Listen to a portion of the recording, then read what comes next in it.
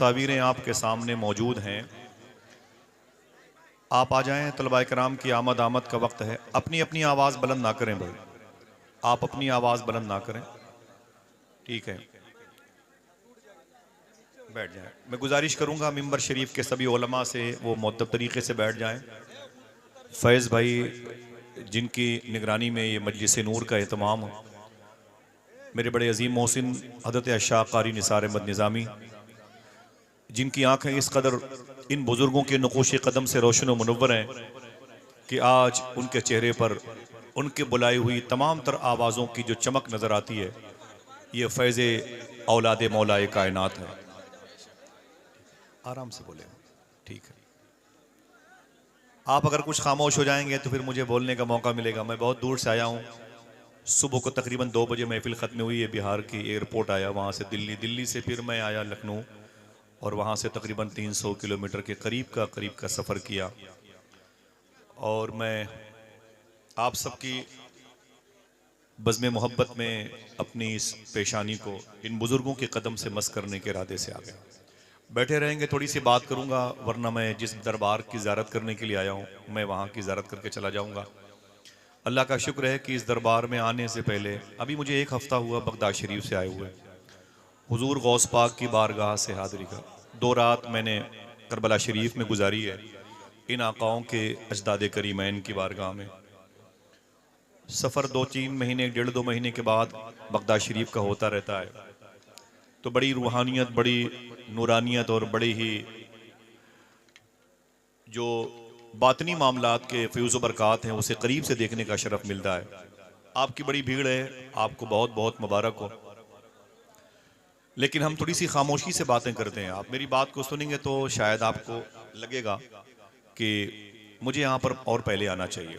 मैं देर में आया, मैं माजरत चाहता हूँ क़ारी निसार भाई की तरफ से।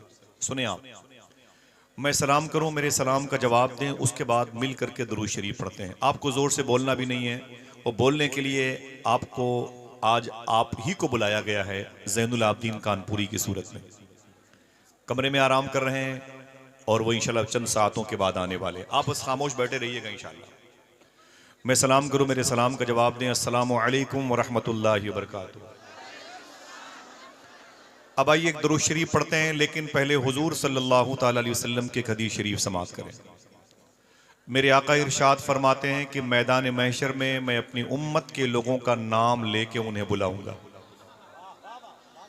बातें समझते हैं तो मुझे बताइएगा, ज़्यादा हंगामा ना कीजिएगा, आपका मुझ पर एहसान होगा।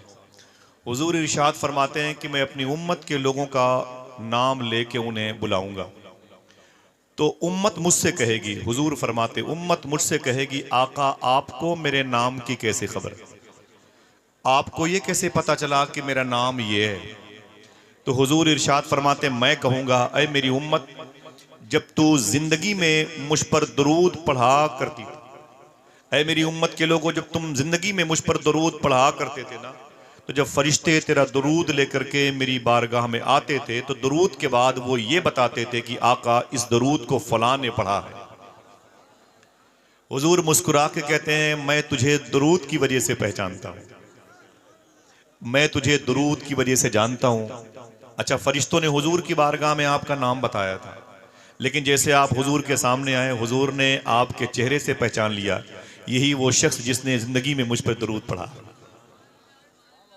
अब आइए 2 बातें और सुनते हैं मिनटों के हवाले हिसाब से। बड़ी अजीम शख्सियत है प्रोफेसर वासिफ अली वासिफ, उनसे पूछा गया कि दरूद पढ़ने की शर्त क्या है। देखें सरकारों की मौजूदगी, जोर से बोलिएगा भी नहीं वरना मैं जुमले वापस ले लूंगा। प्रोफेसर वासिफ अली वासिफ से पूछा गया दरूद पढ़ने की शर्त क्या है, तो वासिफ अली वासिफ फरमाते हैं कि दरूद पढ़ने की एक ही शर्त है। बोले वो क्या? बोले वो शर्त यह है कि दरूद पढ़ने वाला, यानी आप लोग, दरूद पढ़ने वाला और जिस पर दरूद पढ़ा जाए, यानी मदीने वाले आका। जुमला रिवर्स करता हूं, दरूद पढ़ने वाला और जिस पर दरूद पढ़ा जाए, दोनों का जमाना एक होना चाहिए। समझ रहे हैं? दरूद किसे पढ़ना चाहिए? सलाम आप दीवारों दर से नहीं करते, अपनी बुलेट गाड़ी से सलाम नहीं करते, अपनी कार से सलाम, जहां जवाब मिलने की उम्मीद होती है वहीं सलाम करते हैं। आप दरूद पढ़ें तो उसकी बारगाह में जो आपके सामने हो, दरूद पढ़ने के लिए जो शर्त है वो ये है, दरूद पढ़ने वाला भी हो, जिस पर दरूद पढ़ा जाए वो भी हो, तब दरूद पढ़ना चाहिए, वरना दरूद नहीं पढ़ना चाहिए। उसने कहा बाबा फिर हम दरूद ना पढ़े। कहा क्यों? कहा इसलिए कि हम हुजूर के ज़माने में नहीं। तो प्रोफेसर वासिफ अली वासिफ फरमाते, तूने सच कहा, तू हुजूर के ज़माने में नहीं था, लेकिन यह भी हकीकत है कि हुजूर तो तेरे ज़माने में है। यह भी हकीकत है कि हुजूर तेरे ज़माने में। उधर सैयदी शाह सूफी सुल्तान मियां शाह साहब क़िबला से पूछा गया, दरूद पढ़ने का तरीका क्या? आवाज पहुंची? बोले आवाज पहुंची? पूछा गया दरूद पढ़ने का तरीका क्या है? इन जुमलों को लिखें आप सोने की कलम से। दरूद पढ़ने का तरीका क्या है? तो सूफी साहब फरमाते हैं कि दरूद पढ़ने का वही तरीका है जो नमाज पढ़ने का है। दरूद पढ़ने का वही तरीका है जो नमाज पढ़ने का है। पूछा गया नमाज पढ़ने का तरीका क्या है? आप फरमाते हैं कि आका करीम सल्लल्लाहु अलैहि वसल्लम ने इरशाद फरमाया, ऐसे नमाज पढ़ो या तुम खुदा को देख रहे हो या खुदा तुम्हें देख रहा है। फिर सूफी साहब कहते हैं ऐसे ही दरूद पढ़ो या तुम नबी को देख रहे हो या नबी तुम्हें देख रहा है। इसे हुजूरी का तरीका कहते हैं। ये आपको हाजिर बाश कर देगा। आपके शहर से अमरडोभा, ये बस्ती, ये खलीलाबाद, ये गोरखपुर, ये फैज़ाबाद, ये अयोध्या, ये सुल्तानपुर, ये प्रतापगढ़, ये बनारस, ये जमनपुर शराज़ हिंद, ये लखनऊ और कानपुर की जो ज़मीन है, बेल्ट है, पूरा सर्कल है, इस ज़मीन पर दरूद पढ़ोगे तो फिर ये ज़मीन से जो मदीने पाक का तकरीबन 3000 किलोमीटर का फासला है, डिस्टेंस है, ये ख़त्म हो जाए। दरूद फासले ख़त्म करता है, दरूद दूरियां ख़त्म करता है, दरूद आपको हुजूर की बारगाह में हाजिर बाश करता है। आप फरमाते हैं ऐसे दरूद पढ़ो जैसे हुजूर ने फरमाया, जैसे नमाज पढ़ते हो, या तुम नबी को देख रहे हो या नबी तुम्हें देख रहा है। अगर ये अकीदा गालिब है तो आइए बड़े अदब और एहतराम के साथ हुजूर सय्यदुल कौनैन सल्लल्लाहु अलैहि वसल्लम की बारगाह में दुरूद शरीफ पढ़ें। अल्लाहुम्मा सल्लि अला सय्यदना व शफीअना व नबीना व मौलाना नूरिका मुहम्मदिन व इत्रतिही व बारिक वसल्लिम बेअदद कुल्ल मालूमिन लक बेअदद कुल्ल मालूमिन लक। दो शेर में नात के पढ़ता हूँ अपने इन आकाज़ादों की जूती मुबारका को अपने सर पर रखते हुए।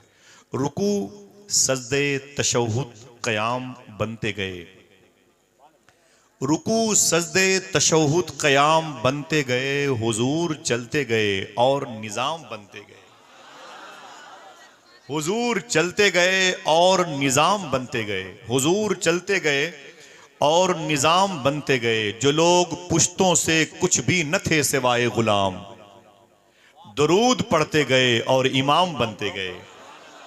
जो लोग पुश्तों से कुछ भी न थे सिवाय गुलाम, दरूद पढ़ते गए और इमाम बनते गए। बस एक नामे मोहम्मद चुना गया और फिर इस एक नाम से सब नेक नाम बनते गए।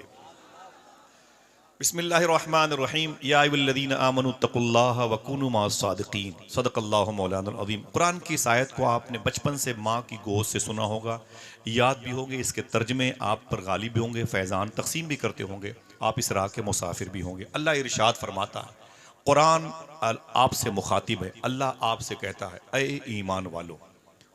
बड़े खुशनसीब हैं कि आपको कुरान ईमान वाला कहता है। अगर हुकूमत हिंद हमें ईमान वाला माने न माने हमें कोई नुकसान नहीं पड़ता, सर्दी गर्मी कोई असर नहीं पड़ता। खुशी इस बात की है कि हमें हमारा रब ईमान वाला कहता है। ऐ ईमान वालों खुश हो जाओ, शुक्र के सजदे अदा करो कि तुम्हें मोमिन कहा जा रहा है। इसके बाद एक शर्त लगाई कि अगर तुम मोमिन हो तो एक काम ये करो ना, इत्तकुल्लाह, अल्लाह फरमाता है मुझसे डरते भी रहो। आपको आज़ाद नहीं छोड़ा गया, नहीं डरोगे तो मार दिए जाओगे। आपको अल्लाह से डरना पड़ेगा। स्पेन में एक मस्जिद कर्तबा नाम की थी, इतनी बड़ी मस्जिद थी कि रोजाना उसमें एक रात चराग जलाने में 40 मन सरसों का तेल लगता था। जब मुसलमानों के दिल से कुरान की मोहब्बत चली गई, हुजूर की औलाद की ताज़ीम चली गई, कुरान और हदीस के फैज़ान से दूरी आई, हुजूर पर दुरूद पढ़ना उन्हें लोड लगने लगा, मजलिस रसूल में दावतें दी जाने लगी, वो भागने लगे, शराब की महफिलें सजाने लगे। तो मालूम है क्या हुआ? 2.5 दिन में 3.5 लाख मुसलमानों का कत्ल हुआ है। आज उस मस्जिद में beer bar, shopping centre, Big Bazaar के बड़े बड़े सिस्टम नजर आते हैं, अजान देने वाला कोई नहीं। यानी अगर आप अल्लाह से डरते हो तो आप मरने के बाद भी जिंदा रहोगे। अल्लाह से डरते नहीं हो तो मरने से पहले मार दिए जाओगे। ये फाइनल बात है। अब आपसे अल्लाह कहता है कि तुम मोमिन हो और मुझसे डरते भी हो, एक काम और करना, वो काम क्या है? वकुनु मा सादिकीन। अल्लाह कहता है तुमने ईमान हासिल कर लिया, तुम मुझसे डरते भी हो, तो एक काम और करो, वकुनु मा सादिकीन, सच्चों के साथ हो जाओ। अगर कहो तो ये बात बता दूं, 900 साल से लेके अब तक, अब से लेके इमाम मेहदी तक, जुमला रिवर्स करता हूं, देखना कौन सुभान अल्लाह कहता है। 900 साल से लेके अब तक, अब से लेके इमाम मेहदी तक, जो सच्चों का सरदार है उसे शेख अब्दुल कादिर जिलानी कहा जाता है। नाम तुम्हारा लब पे आए, मीठा मीठा मुंह हो जाए, उसे शेख अब्दुल कादिर जिलानी कहा जाता है। अल्हम्दुलिल्लाह रब्बिल आलमीन। ये विलायत की सबसे अजीम पोस्ट पर सैयदना शेख हैं, जिसे गौसियत कुबरा कहते हैं, जो मकाम मखदा की सूरत में, ये मकाम खिजर से बड़ी ये पोस्ट होती है, जिस पर सैयदना शेख सरकार इमाम हसन, इमाम हुसैन, मखदूम कायनात और मौलाए कायनात सरकरान सिद्दीक़ उमर और उस्मान की दुआओं के तवस्सुल से आज मौजूद है। ये पोस्ट कैसी होती है? आप जिनके उर्स में आए हैं, मरजूब वक्त शेखुल आरफीन सुल्तानुल आरफीन सैयदना शेख रोशन शाह रहमतुल्लाह तआला अलैह। मैंने पूछा कारी निसार भाई से उनके मरातिब ज़ाहिरी के बारे में, फरमाया आसिफ भाई ये मरजूब बुजुर्ग थे। क्या बुजुर्ग थे? मुश्किल लफ्ज़, सकील है, जबान पर लेने में दिक्कत हो सकती। मजजूब लफ्ज़, ये मरजूब किसे कहते हैं? आप समझ लें 2-4-10 मिनट में बातें खत्म हो जाए। मालूम है, जब अल्लाह किसी को इंसान बना के पैदा करता है तो उसे ईमान अता फरमाता है अपनी मर्जी से। वो जब ईमान वाला होता है तो उसे लोग कहते हैं कि ये मोमिन है। जब वो नमाज रोजी की पाबंदी करता है तो लोग उसे मुसलमान कहते हैं। जब उसमें वो और निखार लाता है तो लोग उसे सालिहीन कहते हैं, नेक लोगों में शामिल हो गया। जब वो सालिहीन के ख़ानदान में आता है और मेहनत करता है तो वो परहेजगार होता है, लोग उसे मुत्तकी कहते हैं। जब वो मुत्तकी बन जाता है तो उसके बाद अल्लाह का फजल होता है तो अल्लाह उसे अपनी विलायत की सर्टिफिकेट देता है। यानी अल्लाह उस मुत्तकी को वली बनाता है, अपना दोस्त बनाता है। फिर वो मुत्तकी अल्लाह का वली बनता है। जब वो मुत्तकी अल्लाह का वली बनता है, वली विलायत पाने के बाद वो अगर मेहनत ज़्यादा करता है तो फिर अल्लाह अपनी लाइट, अपनी तजल्ली, अपनी रोशनी उस पर जाहिर करता है। जब अल्लाह की रोशनी उस पर जाहिर होती है तो फिर ये ग्रुप दो हिस्सों में बढ़ जाता है। कैसे? अगर उस तजल्ली को वो अपने ऊपर गालिब कर लेता है, उस तजल्ली में वो गुम हो जाता है, मुदगम हो जाता है, मुत्तसिल हो जाता है, उसी तजल्ली, उसी लाइट, उसी रोशनी में वो फना हो जाता है, तो उसे मजजूब कहते हैं। जो हर वक्त नूर इलाही की तजल्लियों में मस्त मगन रहता है। और अगर वो अपने आप को बेइज़्निल्लाह संभाल लेता है तो सालिक बन जाता है। ये मजजूब और फिर ये सालिक। सालिक की दुनिया में गया और मेहनत किया तो फिर आगे मकाम अबरार है, मकाम औताद है, मकाम अब्दाल है, मकाम गौस है, मकाम कुतबियत है। वो आगे के 27 पोस्ट है विलायत की। नूर इलाही से उसका दिल माला माल हो गया, फट गया तो उसे मजजूब कहा जाता है, संभल गया तो उसे सालिक कहा जाता है। ये दोनों हर शहर में होते हैं या एक शहर में रह के कई शहरों का निज़ाम संभालते हैं। आपसे मैं बातें करूं, आप मेरे भाई हैं, साहिबों। मरजूब अगर किसी शहर में होगा तो ये कैसे पता चलेगा? सालिक उस शहर में होगा तो ये कैसे पता चलेगा? मैं बात करता हूं मरजूब के शहर में होने की निशानी क्या है और सालिक के होने की निशानी क्या है। अगर मरजूब के हाथ में शहर की लगाम आएगी तो उस शहर में अफरा तफरी बहुत मचेगी, बसें पलटेंगी, ट्रेनें पलटेंगी, लड़ाई दंगा इख्तलाफात, ये वो, आग लगेगी वगैरह वगैरह। और अगर सालिक के हाथ में उस शहर की लगाम आई है तो माहौल बिल्कुल शांत रहेगा, एकदम सन्नाटा, खामोशी, बिल्कुल शाइस्तगी की फिजा रहेगी। अगर आप मुस्कुराना चाहते हैं तो एक बात बता दूं, यही दिल्ली की ज़मीन है और एक बादशाह ने एक अजीम दरवेश से कहा, इस वक्त दिल्ली में हालात बड़े अच्छे हैं, न कोई लड़ाई, न कोई दंगा, न कोई फसाद, न कहीं कोई हंगामा, न कोई आतिशदगी, कुछ नहीं है, माहौल बड़ा शांत है। ये बता दिल्ली में इस वक्त किसकी हुकूमत है? तो उस दरवेश ने कहा, दिल्ली में इस वक्त एक सालिक की हुकूमत है, एक सालिक बुजुर्ग की हुकूमत है। तो उस दरवेश से उस बादशाह ने कहा, अगर तुझे दिक्कत ना हो तो मुझे इतना बता दे कि वो सालिक बुजुर्ग रहता कहाँ है, मैं उसे देखना चाहता हूँ। देखिए, मैं उसे देखना चाहता हूँ। तो बादशाह से उस दरवेश ने कहा कि नहीं, ये राज है, मैं उसे जाहिर नहीं कर सकता। उसने कहा, ये राज मेरे सीने में रहेगा, आप मुझे बता दें, मैं किसी से नहीं बताऊंगा। उस सालिक के बारे में जिसके होने से दिल्ली का निज़ाम इस वक्त सही व सालिम है। तो उस दरवेश ने कहा वो जो सालिक है वो फला मोहल्ले में खरबूजा बेचता है।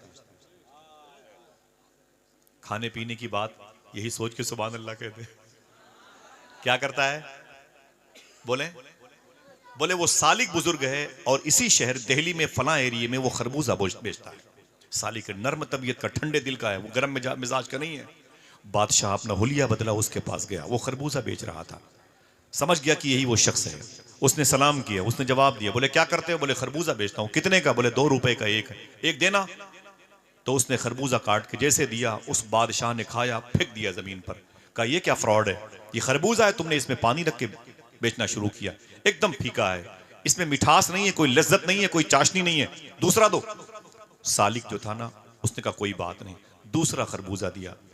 बादशाह जो हुलिया बदले हुए था उसने उसे उठा के पटक दिया, कहा ये भी खराब है, तीसरा दो। उसने तीसरा खरबूजा लिया, उसे उठा के फेंक दिया। उसने चौथा खरबूजा लिया, उसे उठा के फेंक दिया। जब 5वां खरबूजा लिया तब उस बादशाह ने कहा हाँ ये ठीक है, उसे खा लिया। खाने के बाद बोले पैसे कितने हुए? तो उस खरबूजा बेचने वाले सालिक बुजुर्ग ने कहा 2-2 रुपए के हिसाब से कितने हुए? कम से कम 10 लोग तो बोलो भाई, 10। 2-2 रुपए के हिसाब से बोले 10 रुपए हुए। तो बादशाह नाराज हो गया, बोले ये क्या धोखा दे रहे यार, वो तुम्हारे 4 खरबूजे बाहर पड़े हुए हैं, उसे उठा लो। वो तो मैंने खाया नहीं, एक खाया है, एक की कीमत 2 पकड़ो। उसने कहा कोई बात नहीं, आप चले जाए। बादशाह वापस आ गया। साल 6 महीने के बाद दिल्ली में अफरा तफरी मच गई, बवाल, आपस में फसाद, लड़ाई, दंगा, ये वो। तो फिर उस दरवेश को बुलाया उस बादशाह ने, कहा यार ये बताओ कि दिल्ली का शांत माहौल बदल गया, अब दिल्ली की लगाम किसके हाथ में है? तो उस दरवेश ने कहा अब एक मजजूब बुजुर्ग आ गया है, अब उसके हाथ में इस शहर की लगाम है, इसीलिए माहौल में गर्मी पाई जा रही है, जलाल का उन्सुर गालिब है। अब जमाल का पहलू जो है ना वो खामोश है, जलाल का गलबा है। उसने कहा मुझे बताओ कि वो कहाँ रहता है? उसने कहा ठीक है मैं पता बताता हूं, लेकिन उससे उलझना नहीं, गर्म मिजाज का है और उसके बारे में किसी दूसरे को बताना नहीं, राज दिल का आईना है, उसको छुपा कर रखो वरना टूट जाएगा हर जगह दिखाने से। कहा कोई बात नहीं। अब बादशाह हुलिया बदल के चला गया। कहा वो क्या करता है? कहा वो फला मोहल्ले, दिल्ली में फला मोहल्ले में वो शरबत बेचता है। क्या करता है? शरबत बेचता है। वो बादशाह चला गया और जाने के बाद देखा तो उसने ठेले पर वाकई शरबत बेच रहा था। उसे सलाम किया, उसने जवाब दिया। कहा भाई क्या बेचते हो? बोले शरबत बेचता हूं। बोले कितने का है? उसने कहा कि 1 रुपए का गिलास है। बादशाह ने कहा कि देना भाई जरा सा। उस मजजूब बुजुर्ग ने अपना हुलिया जो छुपा रखा था उसने भी 1 गिलास शरबत बना के बादशाह के हाथों में दिया। जैसे उसने उसे मुंह से लगाया, गिलास के शरबत को जमीन पर फेंक दिया।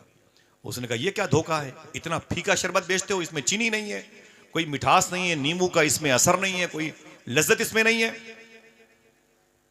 उस मजजूब ने खामोशी इख्तियार की। कहा दूसरा गिलास लाओ। जैसे दूसरा गिलास लिया, बादशाह ने उसे मुंह से लगाया, फिर जमीन पर फेंक के बोला ये भी शरबत तुम्हारा वैसे ही खराब है। वो शरबत बेचने वाला जो मजजूब था वो घूमा और घूमने के बाद उस बादशाह को 2 तमाचे मारे। कहा जालिम कहीं के मुझे खरबूजा वाला समझ रखा है? हा? सुन तेरी भी उतार दूंगा और जिसने तुझे भेजा है उसकी भी उतार दूंगा। डॉक्टर इकबाल क्या कहता है कि यदे बैजा लिए बैठे हैं अपनी आस्तीन। ये पूरा इस्लाम समेटे हुए हैं। जब तक ये जिंदा रहते हैं बेलिबास रहते हैं, लेकिन इनके इंतकाल के बाद इनके आस्थानों पे इतनी चादरें चढ़ती हैं कि गुंबद तक पहुंच जाती हैं। जब तक ये जिंदा रहते हैं भूखे रहते हैं, प्यासे रहते हैं। इनके इंतकाल के बाद इनके उर्स में इतने डेग के लंगर चढ़ते हैं ना कि कोई भूखा शहर में सोता नहीं। जब तक ये जिंदा रहते हैं खुशबुओं से दूर रहते हैं। इनके इंतकाल के बाद इनके दरबार में इत्रपाशी इतनी होती है कि मोहल्ले के मकानों से भी खुशबू आने लगती है। जब तक ये जिंदा होते हैं अकेले होते हैं। इनके इंतकाल के बाद इतनी भीड़ लग जाती है, आप ही पीछे मुड़ के देखिए। समझ रहे हैं? यदे बैजा लिए बैठे हैं अपनी आस्तीनों में। ये मरजूब की जमात है, ये बड़ी अजीम जमात है जिसकी आंखें, जिसका दिल, जिसकी फिक्र, जिसके ख्यालात, जिसके सेंस पर अल्लाह के नूर का गलबा होता है। इनको समझ पाना अपने इल्म की बुनियाद पर आसान नहीं है। इनको समझना अपनी दौलत की बुनियाद पर आसान नहीं है। इनको समझना कुतुबीनी की बुनियाद पर आसान नहीं है। इनको अपने हुस्न की बुनियाद पर, अपने कबीले की बुनियाद पर, अपनी प्रॉपर्टी की बुनियाद पर समझना आसान। बोलो भाई, आपको क्यों बताएंगे मैं अल्लाह का वली हूं? क्या जरूरत आन पड़ी है? वो अल्लाह से बातें करते हैं, आपसे क्यों कहेंगे मैं अल्लाह का वली हूं? बोले आप इनको समझने की कोशिश भी ना करें। अल्लाह के ऐसे वलियों की जमात है। शायर ने कहा था, इश्क इंसान को कलंदर बू अली करता है, इश्क पागल नहीं पागल को वली करता है। ये बड़ी अजीम जमात होती है, ये सच्चों की वो जमात है। मालूम है, एक अजीम शान मुहद्दिस बुजुर्ग गुजरे हैं, उनका नाम है हजरत मुस्लिम मगरिबी। हजरत मुस्लिम मगरिबी, मैं ये नाम फिर से ले लूं, हजरत मुस्लिम मगरिबी। क्या नाम मैंने लिया? आप भी सोच के लीजिए, मैं भी आराम कर लूं। क्या नाम लिया मैंने? हजरत मुस्लिम मगरिबी। वो कहते हैं, मैं सो रहा था, जब मैं सोया तो मेरे ख्वाब में हुजूर तशरीफ लाए। हुजूर के आने पर इतनी खामोशी से बोलते हैं, और इससे बड़ी कौन सी दौलत होगी? क्या आपने दुआएं नहीं मांगी? दिखा दो अपना चेहरा प्यारा प्यारा या रसूल अल्लाह, खुदा का जीते जी कर लूं नजारा या रसूल अल्लाह। क्या आपने दुआएं नहीं मांगी? सुना है आप हर आशिक के घर तशरीफ लाते हैं, मेरे भी घर में हो जाए चरागा या रसूल अल्लाह। एक नौजवान बच्चे से पूछा गया, अगर हुजूर तेरे ख्वाब में आ जाए तो हुजूर से क्या पूछेगा? अगर हुजूर तेरे ख्वाब में आ जाए तो हुजूर से क्या पूछेगा, क्या सवाल करेगा? वो रोने लगा। उसने कहा, ना ना ना, मैं हुजूर से कुछ न पूछूंगा। कहा, क्यों? कहा, अगर मैंने हुजूर से कोई सवाल किया तो हुजूर कहेंगे, तेरे इस सवाल का जवाब मेरी फला हदीस में है, फला कुरान की आयत में है। तू मुझसे ये सवाल क्यों करता है? इसका मतलब तूने कुरान नहीं पढ़ा। मेरे कुरान ना पढ़ने की बुनियाद पर हुजूर की रूह को तकलीफ पहुंचेगी। समझ रहे? आप हुजूर को देखना चाहते हैं तो अपनी आंखें पाक करें। रात के 12 बजे 1 बजे बीवी बेटी बहन बहू सबके कमरे से गाने बजाने की आवाज़ आती है, और घर के अंदर तोरा लगा रहता है, सुना है आप हर आशिक के घर तशरीफ लाते हैं, मेरे भी घर में हो जाए चरागा या रसूल अल्लाह। पढ़े लिखे लोगों को मैंने अपनी रातें बर्बाद करते हुए देखा है, और आप जब चाहें मेरी भी रातों को बर्बाद होते हुए देख सकते हैं। इसी हम्माम में सब के सब नंगे हैं। सूफी सुल्तान मियाँ कहते हैं, तुम रात के 12 बजे 1 बजे 2 बजे तक मोबाइल को अपने हाथों में लेके गाने बजाने सुनते रहते हो। उंगलियों में तुम्हारा मोबाइल कैद रहता है। जब उंगलियां थक जाती हैं तो मोबाइल गिर जाता है, और जब मोबाइल गिर जाता है तुम सो जाते हो। सूफी साहब रोक के बोले, तुम तो सो जाते हो, लेकिन रात भर मदीने वाले आका तेरे दुरूद का इंतजार करते रहते हैं। ठीक है, जिससे तू मोहब्बत करता है मांग देना उससे अपनी कब्र में रोशनी की भीख। उससे कहना वो तुझे तेरी तन्हाई को दूर कर देगा। बहुत दौलतें हैं तो लेके जाना अपनी अपनी कब्रों में, कोई काम नहीं आएगा। खुदा की कसम, उस कब्र की काली कोठरी को अगर रोशन मुनव्वर कोई कर सकता है तो आमिना का लाल कर सकता है, फातिमा जहरा का बाबा कर सकता है, हसन हुसैन के नाना कर सकते हैं। मोहब्बत करें तब, ना मोहब्बत करें तब। समझ रहे हैं? आपकी मर्जी है। इमाम जलालुद्दीन सुयूती फरमाते हैं, मैं कब्रस्तान से गुजर रहा था, मैंने क्या देखा? कब्रस्तान की हर कब्रों में मुझे नूर नजर आया। कोई है जो सुभान अल्लाह कह दे? बात मेरी समझ रहे हैं? कब्रस्तान की हर कब्रों में मुझे नूर नजर आया। इमाम सुयूती फरमाते हैं, एक कब्र में कुछ ज्यादा नूर नजर आया,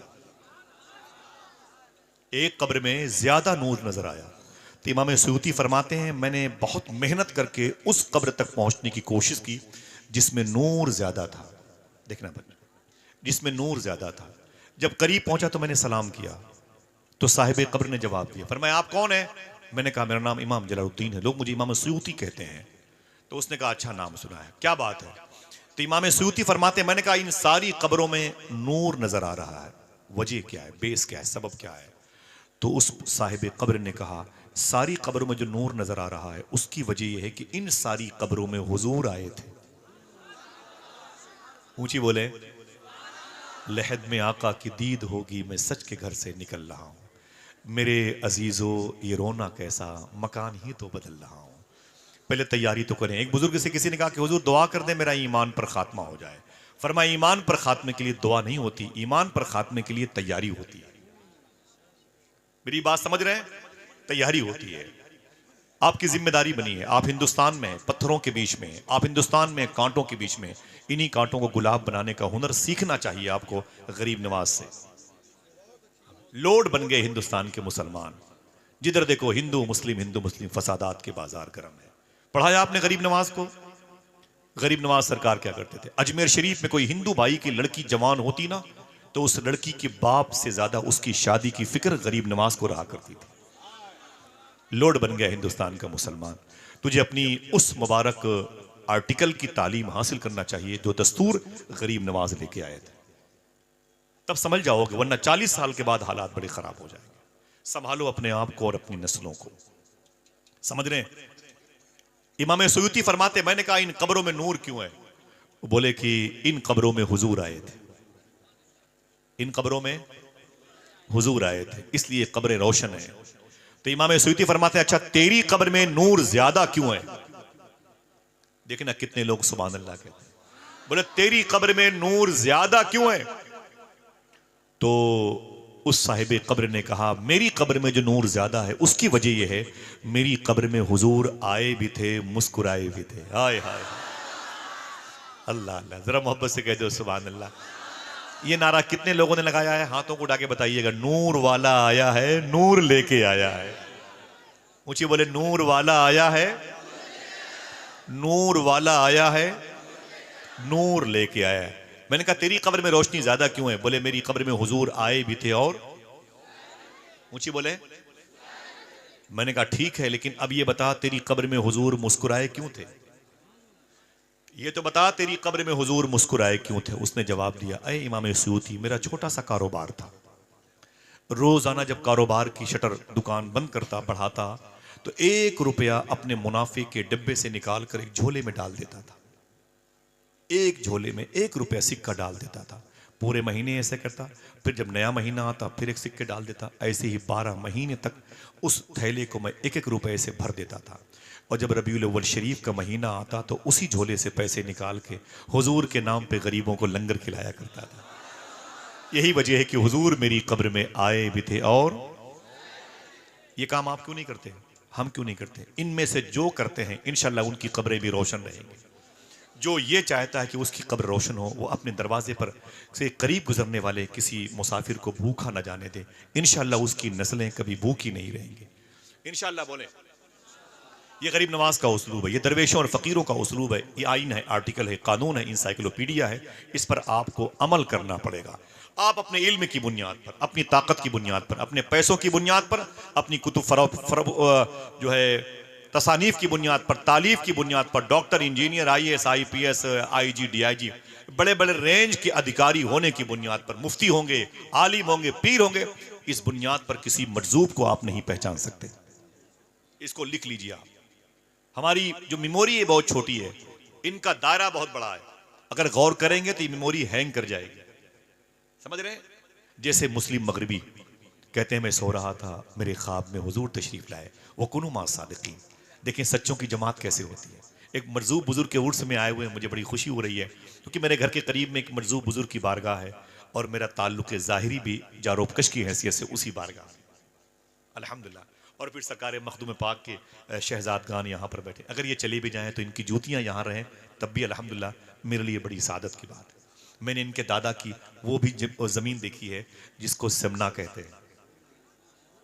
मैंने कई मरतबे हाजिरी दी है ईरान में, जहाँ के सरकार मखदूम शब जहांगीर सिमनानी रदी अल्लाह तारिक उस सल्तनत कहलाए थे। आपके खालू उस्ताद भाई शेख अलाउद्दौला रहमतुल्लाह तआला अलैह की मरकद मुबारका पर भी हाजिरी दी।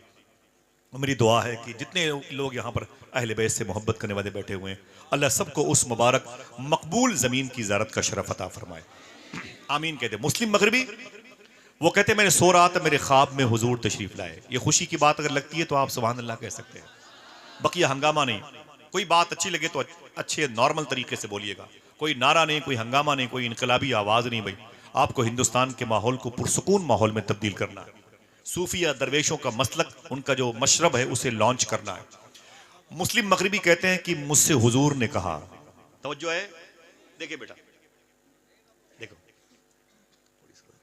मुस्लिम मगरबी कहते हैं कि मुझसे हुजूर ने कहा, अय मुस्लिम मगरबी सुन, अभी अभी मुझसे खुदा ने कहा। हुजूर फरमाते हैं कि अभी अभी अय मुस्लिम मगरबी मुझसे खुदा ने कहा, अय मेरे हबीब तेरी उम्मत का एक शख्स है जिसको मुस्लिम मगरबी कहते हैं, जाके उससे कह दो कि उसका एक मुरीद है जो कुतवाल है, उसके कोतवाली में, उसके थाने में मेरा एक नेक मजलूम बंदा कैद है, जाके उसको रिहा कर दे, इसी में उसकी खैरियत है। उसको लोग नहीं जानते, लेकिन आसमान के फरिश्ते उसके नाम पर खुशियां मनाते हैं। जाके ऐ मेरे हबीब, जाके कह दे मुस्लिम मगरबी से, अपने मुरीद कोतवाल से कह दे उस कैदी को छोड़ दे, तेरी खैरियत इसी में है। हुजूर फरमाते ऐ मुस्लिम मगरबी, इस नाम का एक कैदी तेरे मुरीद के कोतवाली में कैद है, जाके उस कोतवाल से कह दे इसे रिहा कर दे, अल्लाह ने कहा है। मुस्लिम मगरबी उठे, बड़ी तेजी के साथ भागे। जब गए वो थाने में गए तो कोतवाल साहब सो रहे थे। दरवाजे पे दस्तक दी तो वो दरवाजे पर आ गए। देखा तो पीर साहब खड़े थे, कदम से लिपट गए। बोले हुजूर खैरियत? कोई काम था जरूरी तो मुझे बताया होता तो मैं खुद आपके पास आ जाता। तो मुस्लिम मगरबी ने कहा कि इस नाम का कोई कैदी तेरे कैद खाने में है। तो कोतवाल ने कहा हुजूर उस बड़ा फ्रॉड इंसान है, बड़ी शिकायतें उसकी हैं। बोले क्या है? बोले नालियों के कीड़ों से बातें करता है, कुत्ते को तकिया लगा के सो जाता है, बेलिबास शहरों में टहलता है, गंदगी के ढेर से रोटियां चुन चुन के खाता है, जानवरों के बीच में रहता है, गंदगी अपने हाथ से अपने लिबास से साफ करता है, बहुत ही रजील और जलील घटिया किस्म का आदमी है, उसे जेल में रहने दो। मुस्लिम मगरिबी कहते हैं बेहतरी इसी में है कि उसे रिहा कर दो, जल्दी उसे बाहर करो, जल्दी उसे बाहर करो। पीर का हुक्म था। कोतवाल ने उस दरवेश को जेल से बाहर निकाला। जब वो दरवेश मुजरिम जेल से बाहर आया तो कोतवाल ने कहा ऐ जेल से बाहर निकलने वाले दरवेश, सुन, ये मेरे पीर मुस्लिम मगरिबी हैं, इनकी सिफारिश से तुझे रिहाई मिली है, इनका शुक्रिया अदा कर, इनका शुक्रिया अदा कर। उस दरवेश मुजरिम ने कहा हुजूर सलाम अलैकुम, जवाब दिया, फरमाया कि आपका बहुत बहुत शुक्रिया, आपने मुझे जेल से रिहा किया है। मुझे कौन जानता है, आपने मुझ पर एहसान किया, अल्लाह इस एहसान का बदल अता फरमाए, आपका बहुत बहुत शुक्रिया। इतना कह के वो मुजरिम दरवेश भागा। जब भागा तो मुस्लिम मगरिबी ने उसे दौड़ा के पकड़ा। ठहर भाई, ठहर ठहर ठहर। अब वो रुक गया। कहा क्या बात है?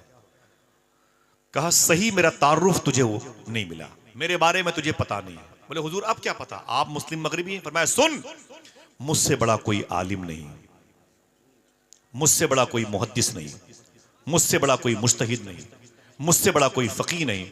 इस शहर में जितने भी हाफिज, आलिम, कारी, इमाम, मुअज्जिन, मुक्तदी, रोसा हैं, अमीर शहर, सब मेरे मुरीद हैं।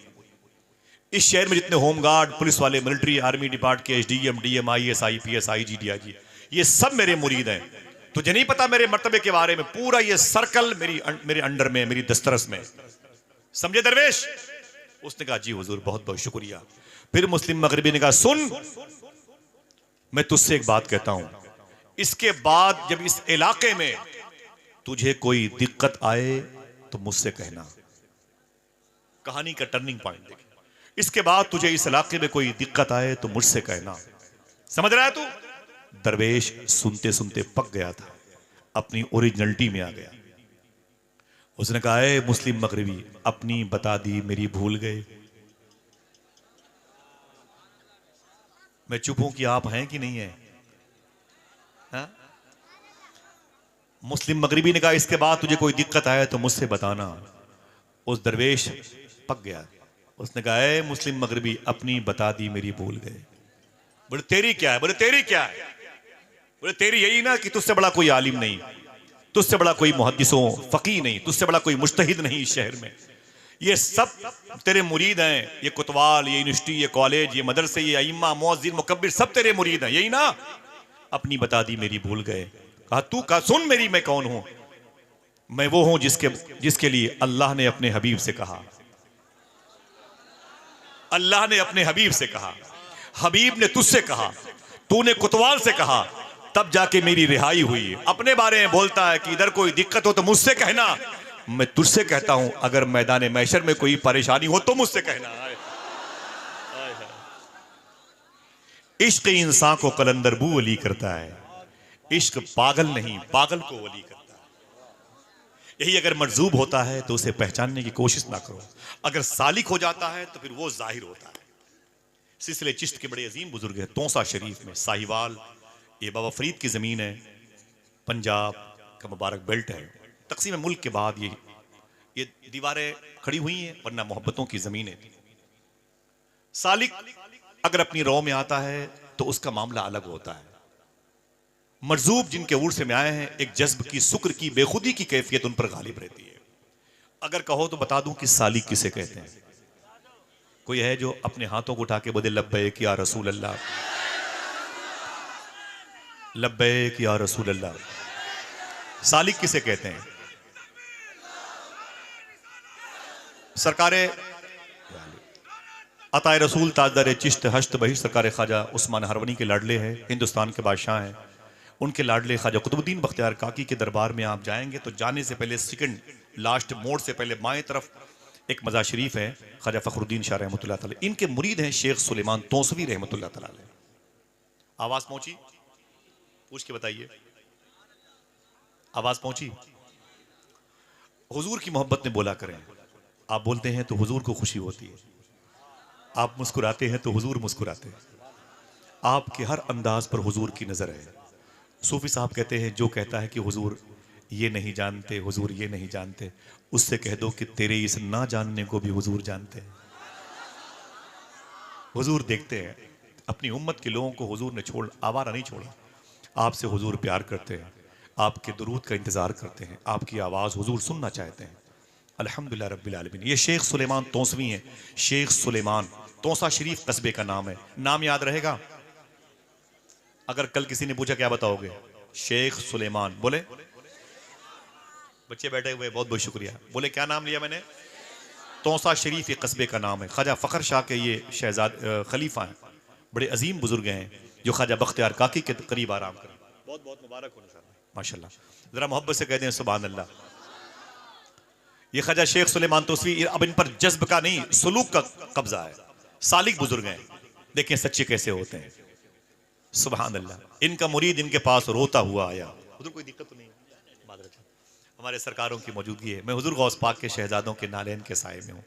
अल्हम्दुलिल्लाह रब्बिल आलमीन। इनके अजदाद व अमजाद की बातें आज उनके नबीरगान की मौजूदगी में हो रही हैं। ये कबूलियत की निशानी है अल्हम्दुलिल्लाह।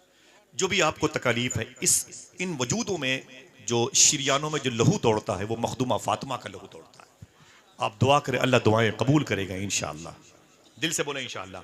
ये शेख सुलेमान तौसवी हैं। कोई दिक्कत नहीं हो रही है? मैं बातें ऐसे करता हूं भाई, आपको पता नहीं चलेगा कब शुरू हुई कब खत्म हुई। ठीक है? शेख सुलेमान तौसवी कहते हैं कि मेरे घर में मेरे हुजरे में, मेरे दरबार में एक शख्स मेरा मुरीद था, रोता हुआ है। मैंने कहा क्या बात है? उसने कहा बाबा बड़ा गजब हो गया। मैंने कहा हुआ क्या? उसने कहा कि हुजूर मेरा 2 साल का बेटा गायब हो गया। कितने साल का? ऊंची बोले। शेख सुलेमान तौसवी माजी करीब के बड़े बुजुर्ग हैं, तौसा शरीफ में लेटे हुए। बोले मेरे 2 साल के बेटे थे, एक बेटा था वो गायब हो गया। तो शेख सुलेमान ने कहा क्या चाहता है? कहा हुजूर दुआ कर दे बेटा आ जाए। तो आपने अपने हाथों को उठा कहा ऐ मेरे मौला तू करम फरमा दे, और फरमाया कि सुन परेशान मत हो, अल्लाह जब चाहेगा आ जाएगा। क्या कहा? ऊंची बोले। अल्लाह जब चाहेगा, अल्लाह जब चाहेगा आ जाएगा। 2 साल तक नहीं आया। शेख सुलेमान तौसवी के पास आया, कहा बाबा मेरा बेटा नहीं आया। कहा परेशान मत हो, अल्लाह जब चाहेगा। ऊंची बोले। 10 साल तक नहीं आया। फिर वो शेख सुलेमान तौसवी के पास आया। बोले बाबा, बोले क्या बात है? बोले मेरा बेटा नहीं आया। पर मैं परेशान मत हो, मैंने दुआ कर दी, अल्लाह जब चाहेगा। बोले कब चाहेगा? बोले जब चाहेगा। अल्लाह जब चाहेगा आ जाएगा। वो परेशान था। 15 साल तक नहीं आया। 18 साल हो गए। बच्चे के गायब होने के दिन अपने घर में दाखिल हुआ। 18 साल हो गए। बीवी रो रही थी। बीवी से उसने कहा कि रोती क्यों हो? बीवी ने कहा कि 18 साल पहले आज ही के दिन मेरा बेटा गायब हुआ था। रोती हूं सर्दी में, कहीं मेरे बेटे के जिस्म पे कपड़े ना हो, मेरा बेटा सर्दी में कांपता हो। गर्मी के दिनों में रोती हूं, कहीं किसी ने मेरे बच्चे के हाथ पांव काट करके उससे भीख मांगने का हुनर न दे दिया उसे। मैं इसलिए परेशान रहती हूँ, कहीं मेरे बेटे से किसी ढाबा, किसी रेस्टोरेंट वाले प्लेट वगैरह न साफ करवाते हो। मेरा बेटा यतीम बन के कहीं होगा, जिंदा होगा तो बड़ी मुश्किलों में होगा। तो उनके शौहर ने कहा, जो शेख सुलेमान तौसवी के मुरीद थे, बोले ना ना ना ना ना, रो मत रो मत रो मत। बोले क्यों? बोले वो मैंने शेख सुलेमान अपने पीर साहब से कह दिया है, उन्होंने दुआ कर दी है और कहा है परेशान मत हो, अल्लाह जब चाहेगा, अल्लाह जब चाहेगा। इतना सुना तो बीवी पक गई, परेशान। उसने डांट के चुप, खबरदार, अब अगर इस घर में तूने शेख सुलेमान तौसवी का नाम लिया तो बाहर निकल मेरे घर से। न तू मेरे मिजाज का है, न तेरा पीर मेरे मिजाज का। सब ये डिब्बा है। 18 साल से मुझे चूरन देता है। अल्लाह जब चाहेगा आ जा। कब चाहेगा अल्लाह? जब मेरे मरने के बाद। अगर वो वली है तो उसको अपनी विलायत का इस्तेमाल करना चाहिए। ये क्या मतलब अल्लाह जब चाहेगा आ जाएगा? 18 साल तक नहीं आया, कब आएगा? चल बाहर निकल। वो धक्के मार के उसने अपने शोहर को बाहर कर दिया। अब वो रोता हुआ शेख सुलेमान की बारगाह में आया। सामने बैठे थे हजरत। आंखें उसने अपनी साफो शफाफ की, कदम बोसी की, बैठ गया। शेख सुलेमान ने कहा बहुत अच्छा हुआ तू आ गया। आज मुझे सरकार मौला अली करमुल्लाहुल करीम की सुन्नत याद आ गई। फरमाया जी हुजूर क्या? कहा अपने बालों को मैं तरशवाना चाहता हूँ। इसका काम था गेसुओं की इस्लाह करना, जिसे आप कहते हैं नाई हजामत बना, इसका काम था। तो शेख सुलेमान कहते हैं बहुत अच्छा हुआ तू आ गए, एक काम कर। कहा जी हुजूर। कहा मैं अपने दादा मौला अली की सुन्नत अदा करना चाहता हूँ, मेरे सर के बालों को तराश दे। कहा कोई बात नहीं। वो कैंची और वो पानी और वो अस्तूरे जो भी चीज़ें थी वो लेके आ गया। उसने आपकी इमाम शरीफ को उतारा, टोपी शरीफ को उतारा, बालों में पानी लगाए। फरमाया दाएं तरफ से, इधर से मौला अली की सुन्नत है। शेख सुलेमान तौसवी के सर मुबारक के दाएं तरफ से बाल उसने छीलने साफ करने शुरू किए। अभी आधे ही सर के बाल उसने साफ किए थे कि उनके मुरीद को अपनी बीवी के ताने याद आ गए। बीवी ने कहा निकल जा, कभी घर पे नहीं आना, ये घर का दरवाजा तेरा हमेशा तेरे लिए बंद हो चुका है, चल चल बाहर निकल। वो याद आ गई उसकी तनकीद बातें। उसकी आंखें भर आईं, आंखों से आंसू निकले टप टप। तो पीर साहब के छिले हुए सर पे गिरे। जब गर्म गर्म आंसू गिरे तो पीर साहब ने, शेख सुलेमान ने अपना चेहरा उठाया। कहा तो रोता है, मेरे सामने आ जा। बोले हुजूर माफी चाहता हूँ। कहा तो रोता क्यों है? उसने कहा कि हुजूर बीवी बहुत नाराज है। बोले क्यों? बोले उसने कहा कि अब घर मत आना। क्यों? उसने कहा कि मेरा बेटा 18 साल से नहीं आया। तो बोले मैंने दुआ कर दी है ना कि अल्लाह जब चाहेगा आ जाएगा। बोले बीवी इसी पर नाराज है, क्या अल्लाह मेरे मरने के बाद चाहेगा? कैसा पीर है तेरा, उसको बुलाता नहीं मेरे बेटे को, ना अपनी पर्सनालिटी का, अपनी ताकत का, विलायत का इस्तेमाल नहीं कर। चल बाहर निकल। धक्के मार के बाहर कर दिया। इसलिए हुजूर बीवी बड़े गजब में है, घर से मेरा भी जो है राब्ता टूट चुका है, आप माफ कर दें मुझे भी मेरी बीवी को। शेख सुलेमान तौसवी को जलाल आ गया। अभी आधे सर के बाल छिले हुए थे, आधे बाकी थे। बोले घर वापस चला जा। देखना कितने लोग सुभान अल्लाह कहते हैं। बोले घर वापस चला जा, जा तेरा बेटा तेरे घर आ गया है। आपका बेटा आया होता तो कुर्सी पे खड़े होकर सुभान अल्लाह कहते। बोले जा तेरा बेटा तेरे घर आ गया है। बोले हुजूर ये सर के बाल, बोले इसे बाद में छीलना, जा जा जा जा अपने बेटे से मिल ले, तेरी बीवी बहुत नाराज है, जा तेरा बेटा तेरे घर आ गया। वो भागा आस्थाने से खानका शरीफ से। रास्ते में मोहल्ले की मर्दों औरतों ने कहा मुबारक हो मुबारक हो मुबारक हो, तेरा बेटा तेरे घर, तेरा बेटा तेरे घर आ गया, तेरा बेटा तेरे घर आ गया। जैसे उसने अपने घर में एंट्री की, उसने क्या देखा? 20 साल का एक कड़ियल जवान इंसान घर के आंगन में चारपाई पर बैठा हुआ है और मेरी बीवी से लिपट के रो रहा है। मैं समझ गया, खून ने खून को पहचान लिया। वो अंदर दाखिल हुआ, बेटा खड़ा हो गया, उसने अपने बाप को सीने से लगाया, बहुत रोया, गम हल्का हुआ। तो बाप अपने बेटे के करीब बैठ के बोला बेटा तू गायब कैसे हुआ था? बेटे ने कहा अब्बू मुझे नहीं मालूम, मैं 2 साल का था, मुझे कुछ भी पता नहीं, मुझे कैसे लोग उठा ले गए। बोले कैसे पता चला? बोले मैं 6-7 साल का हो गया था, एक सिख मज़हब के मानने वाले शख्स के यहाँ मैं उसके अस्तबल में उसके घोड़े की रखवाली करता था। 7-8 साल के बाद उसने मुझसे कहा था कि तू मुसलमान का बच्चा है और मैं सिख मज़हब का फॉलोअर हूँ। उसने कहा मेरी माँ? कहा मुझे नहीं मालूम। मैंने उससे पूछा मेरा बाप? कहा मुझे नहीं मालूम, मैंने तुझे बाजार से ख़रीदा है। बेचने वाले ने कहा यह मुसलमान का बच्चा है। बोले बस मुझे इतना पता था, रातों को जब सब सो जाते थे अपनी माँ को मैं याद करके रोता था, अपने बाप को याद करके रोता था कि मेरा कोई बाप होगा, मेरी कोई माँ होगी जो अपने आंसुओं को चिराग बना के दहलीज पे रख करके मेरा इंतज़ार करती होगी। बस मैं रोता रहता था। मेरी ज़िंदगी के माहौल गुजरते गए। 10 साल हो गए, 12 साल हो गए, 14 साल हो गए, 15 साल हो गए, 18 साल हो गए। कभी याद भी आई तो किस काम की? मुझे क्या पता मैं किस कोख से पैदा हुआ हूँ, किस कबीले का हूँ, किस बस्ती का हूँ, किस करिए का हूँ, किस गिरदोनवा का हूँ, शहर का हूँ। बोले फिर? बोले 18 साल हो गए थे। बोले फिर? बोले आज मेरे मालिक सिख मजहब के शख्स ने कहा घोड़े को रेडी करो, लगाम पकड़ के अस्तबल के बाहर खड़े हो जाओ, मैं तैयार होके आ रहा हूँ, मुझे सफ़र पे जाना है। बोले फिर? बोले मैं उसके घोड़े की लगाम पकड़ के उसके घोड़े के सामने खड़ा था, मेरा मालिक आएगा तो घोड़े पर बैठ के जाएगा, मैं अस्तबल की खिदमत करूंगा। बोले फिर? बोले पता नहीं कहाँ से एक बुजुर्ग आ गए। 1 मिनट, आ सकते हैं कि नहीं? जिसका अकीदा है जोर से बोलना, ऊंची बोलो, आ सकते हैं कि नहीं? पीर मेहर अली शाह इन बुजुर्गों के जद्द करीम है, गोदरा शरीफ में लेटे हुए हैं, खामोश बैठे थे। उनके मुरीद ने पैर दबाते हुए कहा हुजूर दुआ कर दें, हुजूर दुआ कर दें, बगदाद शरीफ चला जाऊं। पीर साहब टस से मसी ना हुए। उसने कहा बाबा दुआ कर दो, बगदाद चला जाऊं। बहुत देर के बाद आंख खोली, बोले क्या क्या क्या? बोले दुआ कर दो, बगदाद शरीफ जाना चाहता हूं। बोले क्यों क्यों क्यों? उसने कहा कि सैयदना शेख हुजूर गौस पाक के रोज़े को देखने की ख्वाहिश है, गौस पाक के दरबार को देखने की ख्वाहिश है। पीर मेहर अली शाह उठ के बैठ गए, फरमाते हैं अच्छा अगर गौस पाक यहीं आ जाएं तब? तस्करे गौसिया में लिखा है सामने शेख अब्दुल कादिर जिलानी खड़े थे। आ सकते हैं कि नहीं? ऊंची बोलो, आ सकते हैं। अगर यही टॉपिक होता तो बताते आपको। मेरा मौजू ये नहीं है, लेकिन बस सच्चों की 2-4 बातें हैं जिसे आप समझ लें, जिसे आप याद कर लें और आपके ईमानियात का हिस्सा बन जाएं। वकुनु मा सादिकीन, अल्लाह फरमाता है सच्चों के साथ रहो। मैं किसी सियासी इंसान की बात नहीं करता, किसी जारिह इंसान की बात नहीं करता, किसी झूठे कायद की बात नहीं करता, किसी प्रोफेशनल इंसान की बात नहीं करता। मैं उसकी बात करता हूँ जिसके तस्करे के असरार से कुरान की ये आयत नूर हमें दावत मोहब्बत दे रही। वकुनु मा सादिकीन, सच्चों के साथ हो जाओ। सच्चे होते कैसे हैं देखें। शेख सुलेमान तौसवी का मुरीद कहता फिर?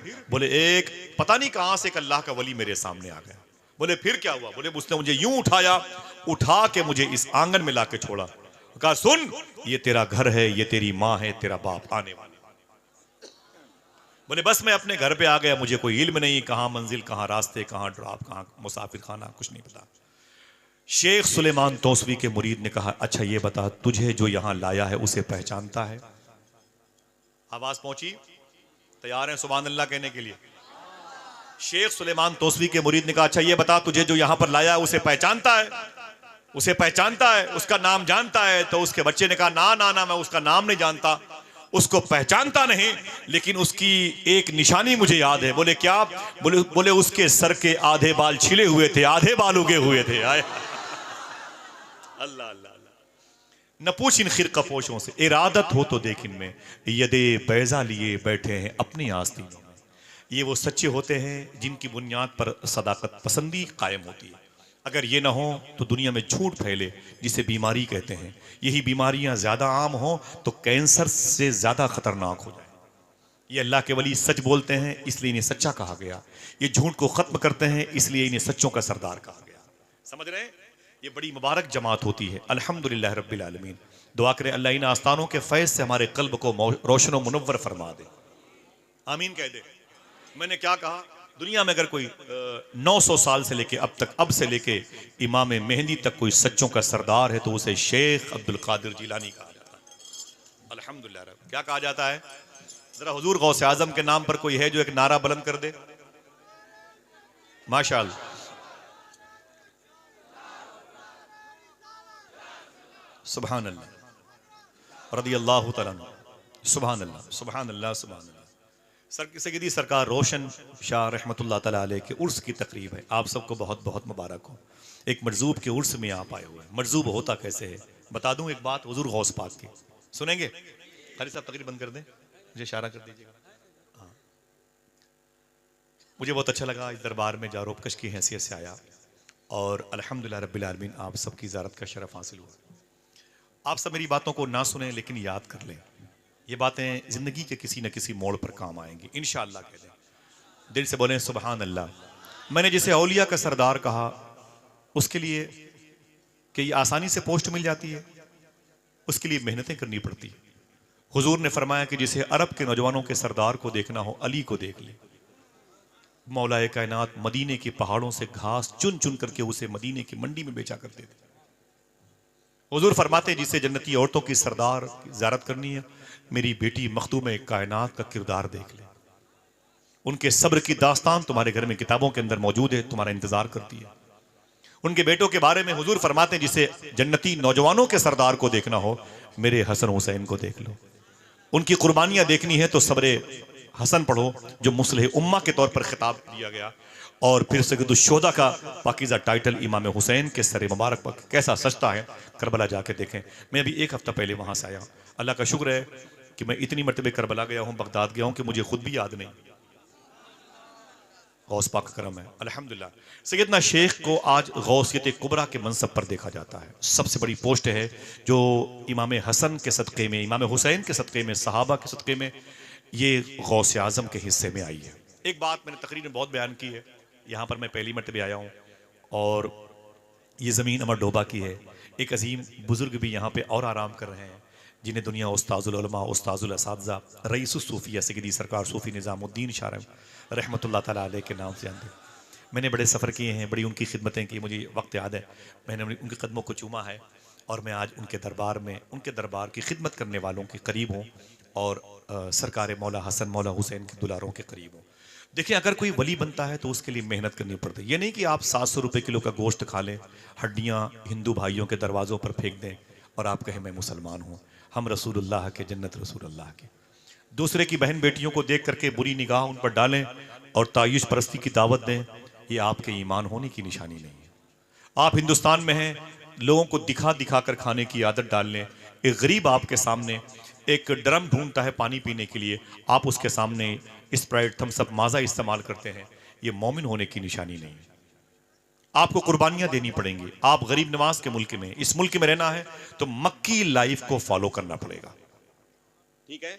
इस मुल्क में रहना है तो आपको मक्की लाइफ को फॉलो करना पड़ेगा, इसके लिए आपको मेहनतें करनी पड़ेंगी। इस तफसील में जाऊंगा तो वक्त बहुत लगेगा। ये अल्लाह के वली मेहनत कितनी करते हैं सुन लें।